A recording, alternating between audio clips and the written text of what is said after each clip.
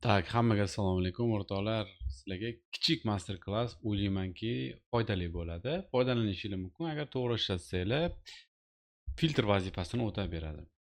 O'rtoqlar, tradingda ba'zida juda ham ko'pchilik trendga tusholmay qoladi, minus ko'p ishlaydi, stop loss ishlaydi. Agar qachonki sizlar taymingni to'g'ri tushunsanglar, hattoki kuchli trend bo'lsa ham daromad qilish imkoniyatiga ega bo'lasizlar. Tayming deganda nimani nazarda tutyapman? Qaranglar.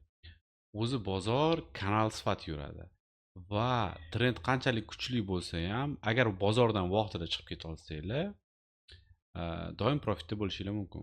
Любой harakatni kuzatsanglar kanal sifat mana bu qaranglar. Keyinchalik tepaga ketgan, lekin baribir o'sha kanalning yuqori qismidan baribir ozgina bo'lsa ham atrobotka bo'lgan. Любой движенияni ko'rsanglar, mana ko'ryapsizlarmi? Yana движение bor, keyin uchib ketgan, qaranglar. Любой kanalda agar to'g'ri topa olsanglar, mana qulagan, keyin uchib ketgan. Hattoki eng kuchli trend paytida ham mana. Mana qaranglar, hozir ko'rasiz.